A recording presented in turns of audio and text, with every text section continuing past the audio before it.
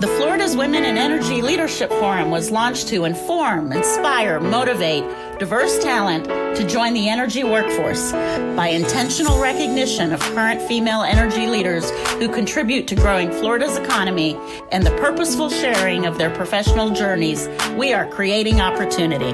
Join me each week as we meet new leaders in energy and listen to their important roles in an industry that is vital to the country's future.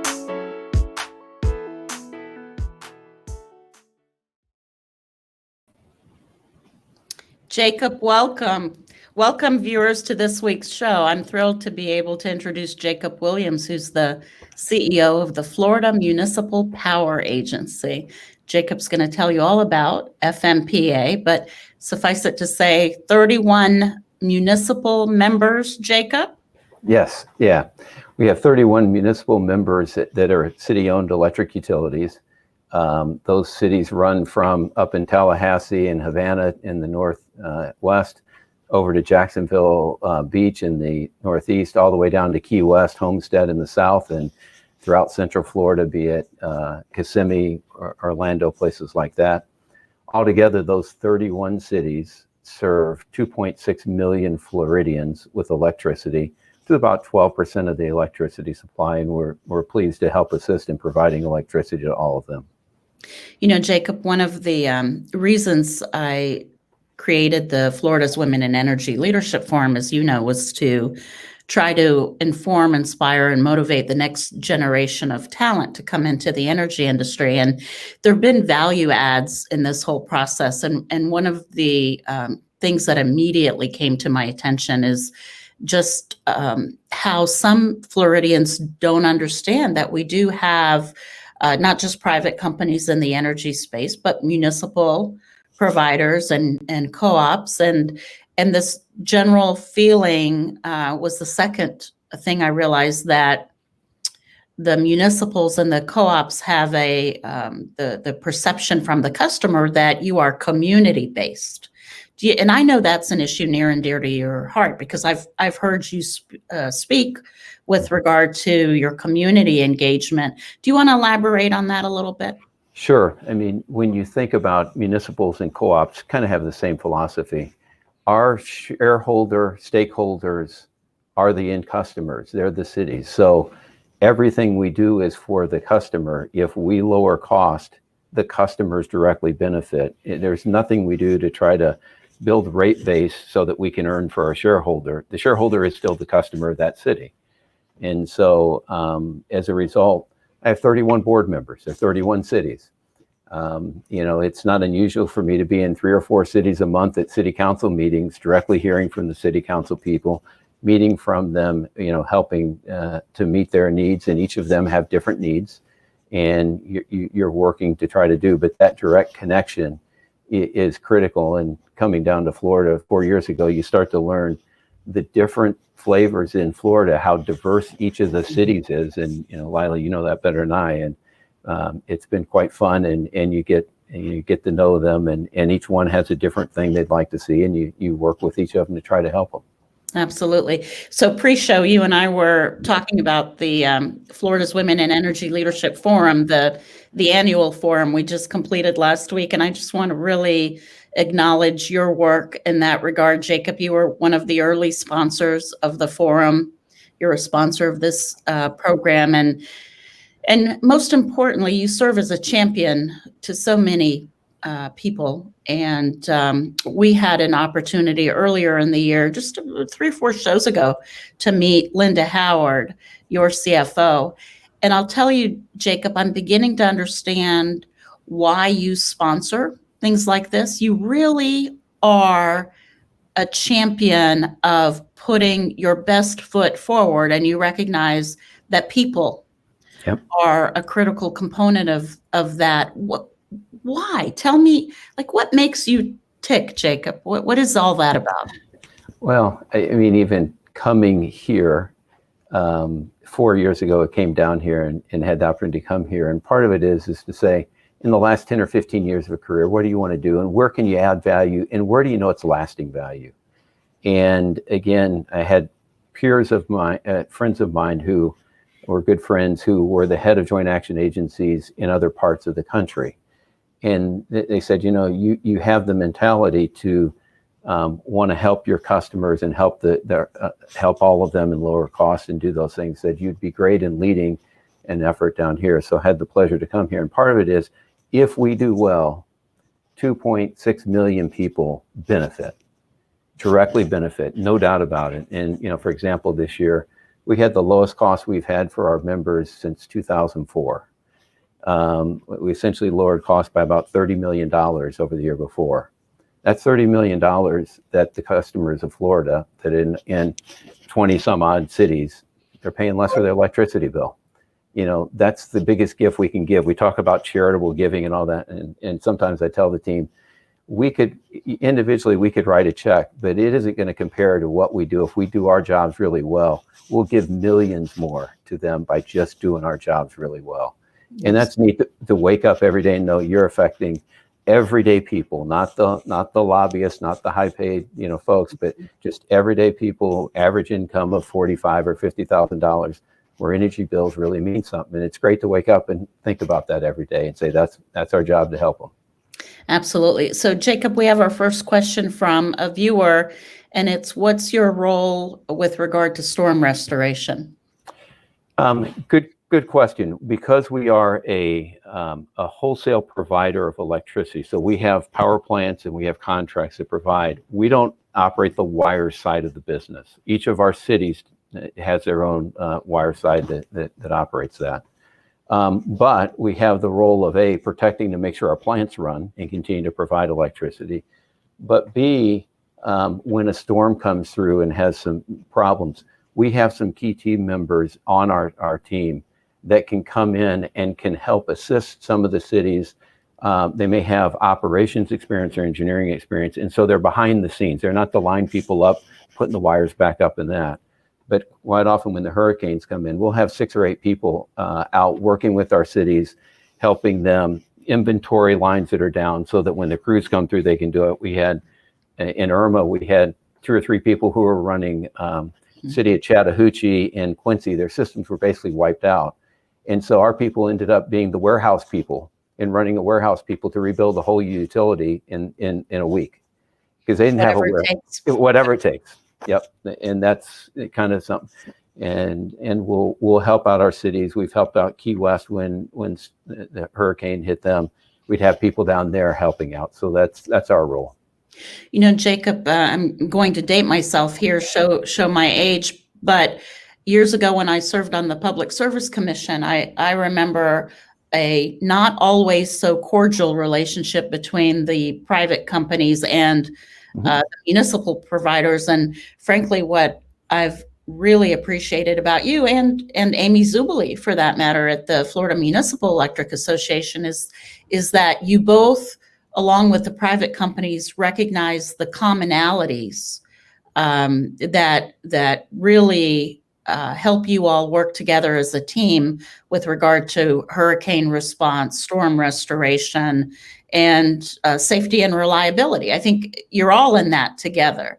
Right. But I have a feeling that some of that camaraderie has a lot to do with how you bring negotiation to the table. What are those skill sets that you think serve you well in that regard? Well, I think part of it is having a working relationship ahead of time. You can't, when a storm hits, if you don't know the other utility executives, you can't work together well. So it's reaching out and knowing. The other is to be very straightforward and say, you know what, on probably 95% of the things, we work together. We're on the same side.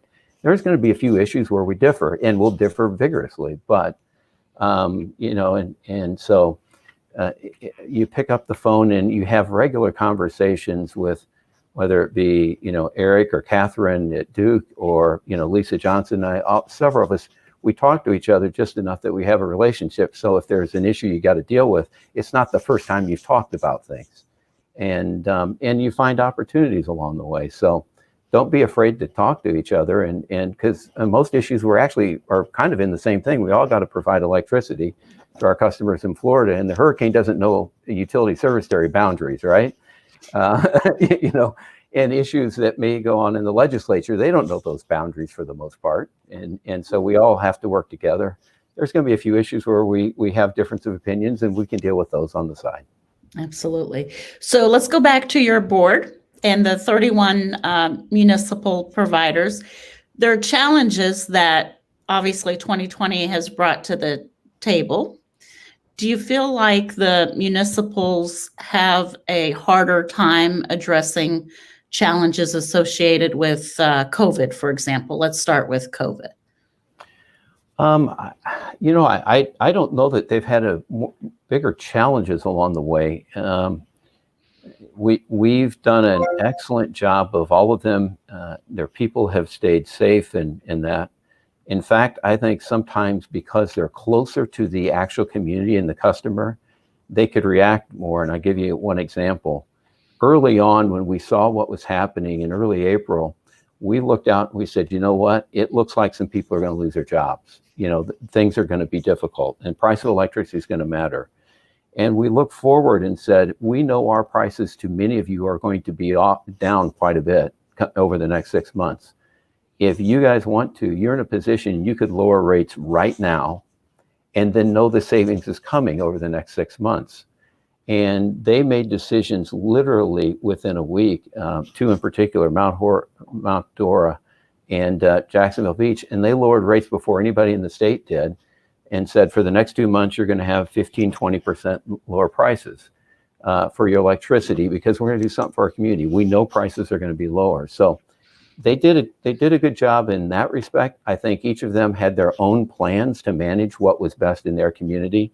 Having a plan in South Florida is very different than having a plan in Stark. Mm-hmm. You know, and because you're not going to separate, you only got 3 or 4 crew people in Stark, so you're not going to separate them. Otherwise, you don't have crews.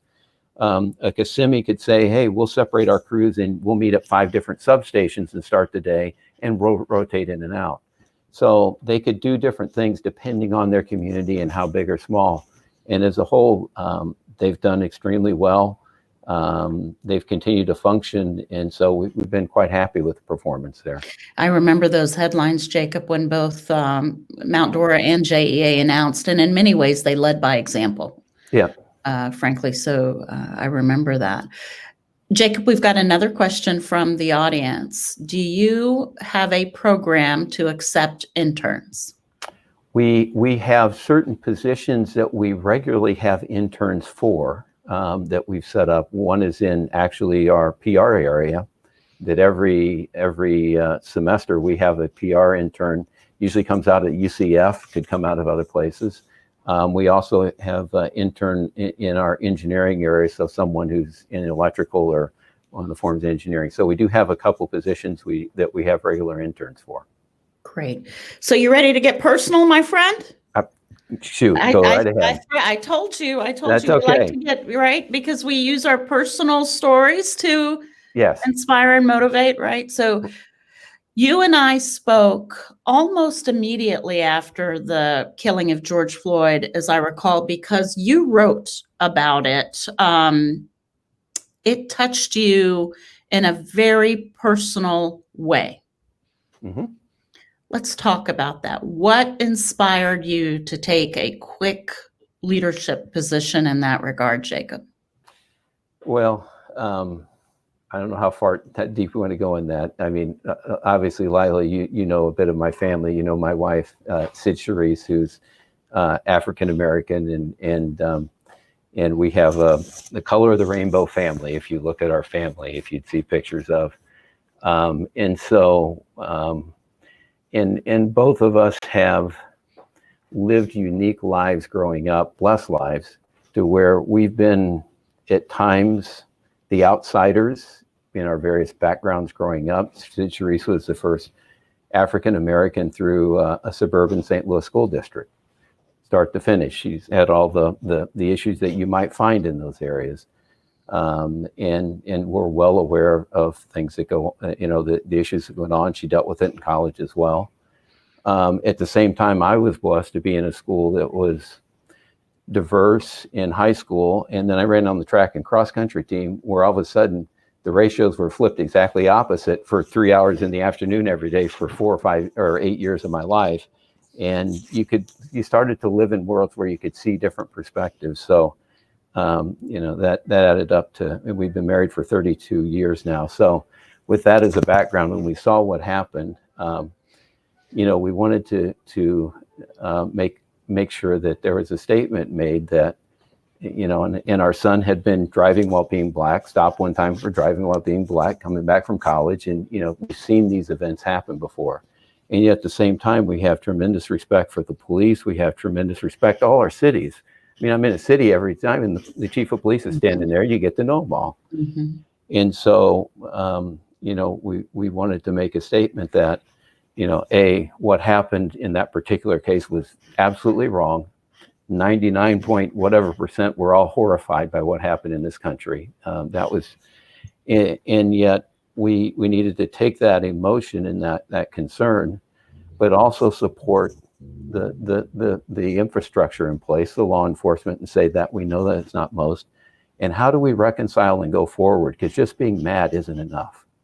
You got to turn it into productive. And how do we step forward in that? So it struck us. It struck a deep chord. Our church was very involved in some things. And so we put that out personally, but also shared it with the organization here and frankly shared it with the board. And Linda and I both had letters that we provided to the board. And ultimately, after sharing with the board, our board chairman, Barbaraquinones, we worked with her and actually came out with a statement that was very similar for the organization. And Barbara is the city utilities director at the city of Homestead, right? That is correct. And she's the chair of FMPA's board right now. That is correct. And so we put that out. And, again, we recognize we have cities that have all kinds of demographics across Florida. And so we need to recognize we're in and out of those communities and we support all of them. And so it touched us quite a bit. And wanted to share with, and living in many different worlds, sometimes you're conflicted or you've got all these emotions, and so wanted to share with. We've had good discussions internally. After that, we walked around and talked to a number of the team members here and let them share how did they feel and just have discussions. And it got to be useful conversations to move the ball forward and to let people feel and share with you. So it's been a good process. So, you know how we both are about teaching moments, Jacob. How did you walk me through how you approached internally the start of that conversation? Did you, send out an email and say, I'm available, let's talk? Or did you walk around office by office? So for the viewers who are wondering how to do this in their own organization. Yeah.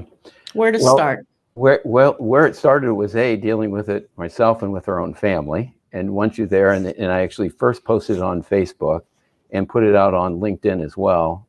And then once we did that, because I report to a board, and I said, I'm everything I do is public, so you're going to see what I posted publicly. And so I sent a copy to the board and said, just so what I posted, not in a negative way. I wasn't afraid at all because it's just our family. Piece. Mm-hmm. It's just our family story.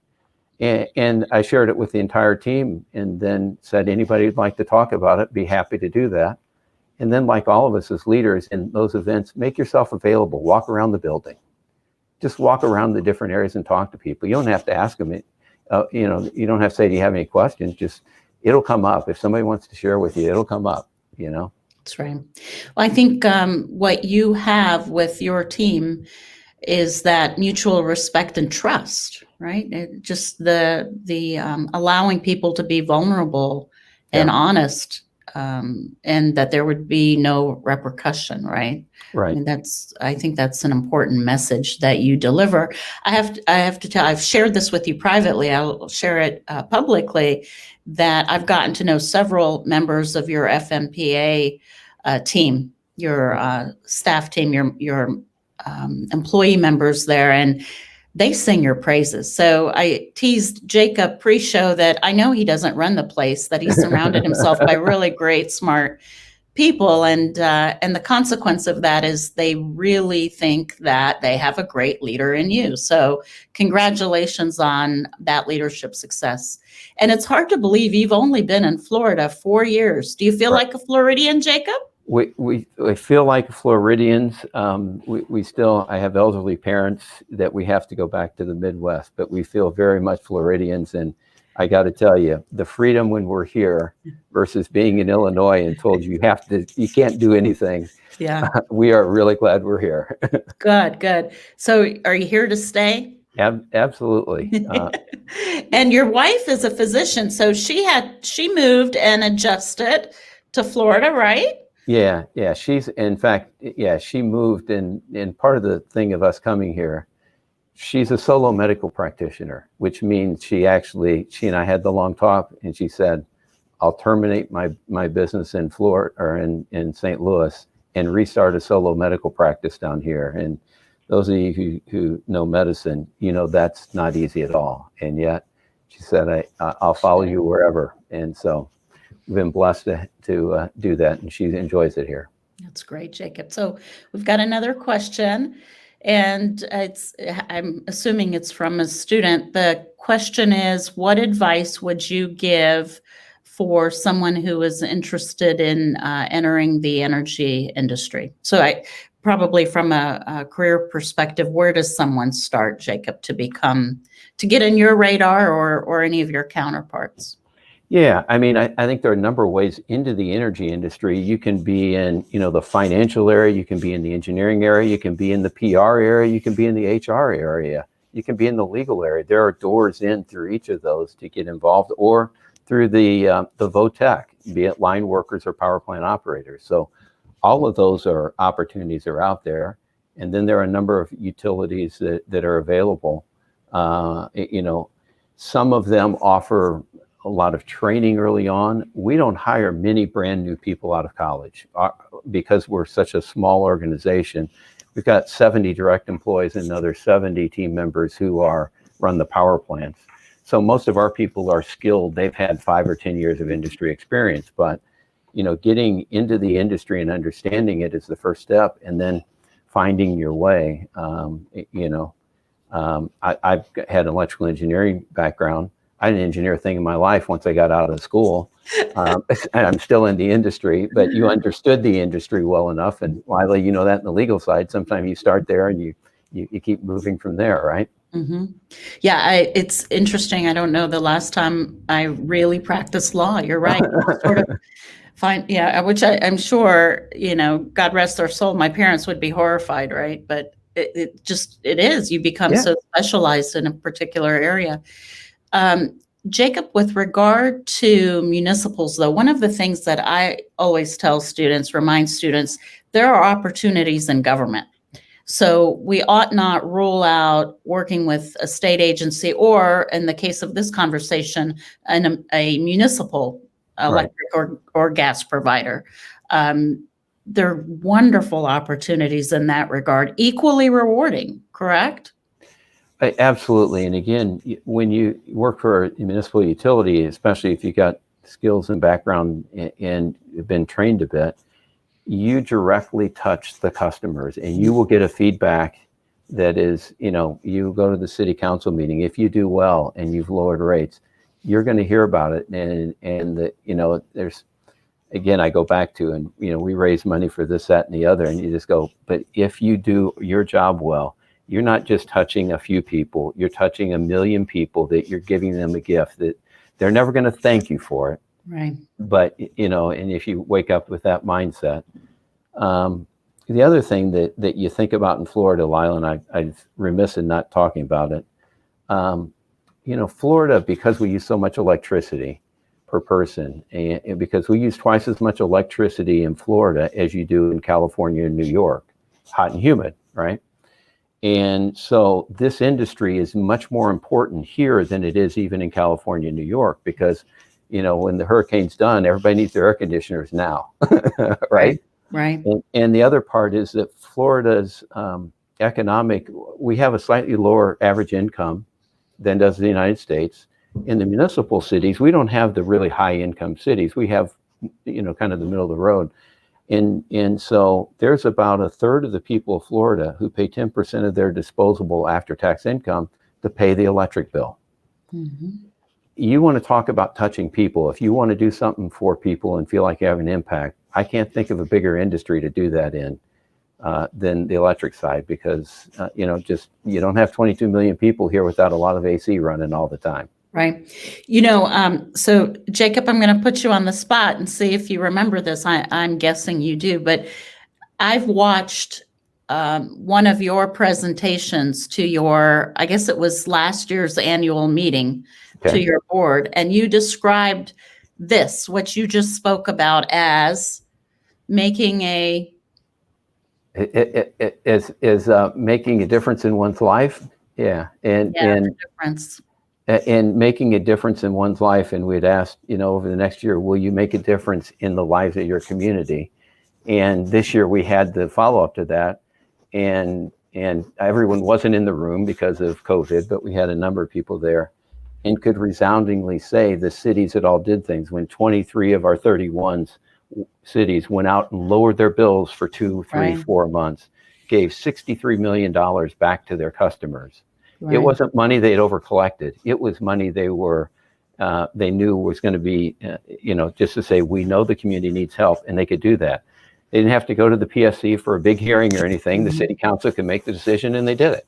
Yeah. But what was so powerful about, I consider that a call to action. You closed your presentation with it, and you challenged your member representatives to make a difference. And what was so powerful about it is, encouraging them to think larger about the already powerful message of delivering clean, reliable, safe energy to Right.